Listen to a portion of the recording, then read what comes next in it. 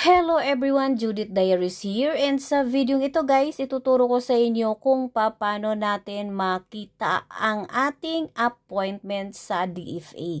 So sa akin kasi guys is hindi ako nakatanggap ng email at successful confirmation booking from DFA after kong magbayad sa PayMaya.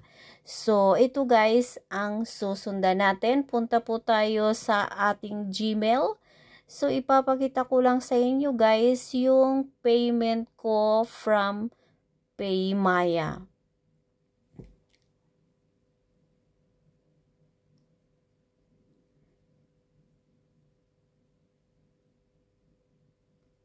So, ito guys is 6 days na pong nakakabayad, pero until now is hindi pa po dumating ang confirmation code sa email or yung successful booking.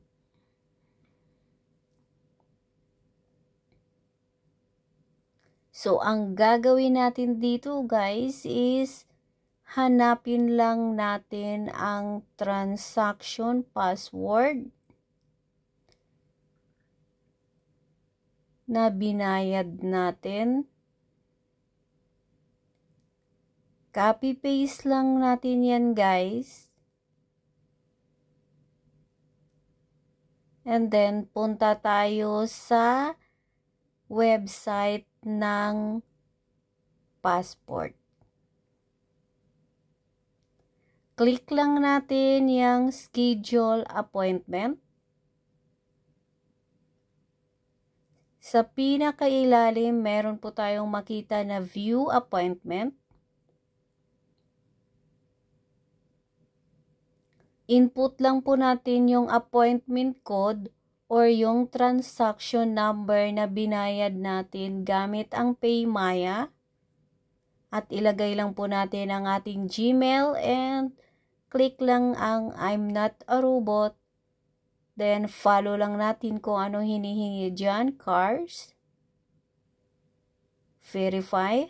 And then, view details. So, andito na guys. Makikita natin ang ating schedule.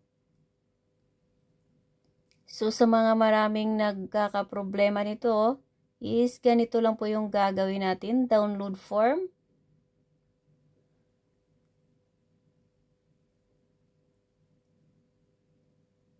Download again since na-download ko na siya. So, mapupunta po yan sa PDF nyo or sa akin po is Samsung Notes.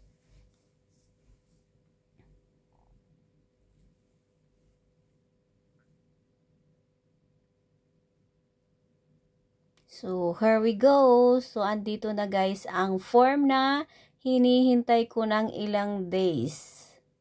So, that's all guys. Sana po ay nagustuhan niyo ang video ito. And once again, kung bago pa kayo sa akin channel, please don't forget to subscribe my channel and click the notification bell para magiging updated kayo sa next video na i-upload ko. So, kung may mga question kayo guys, PM lang ako sa Messenger FB ko, Judith T. Azucena. Thank you!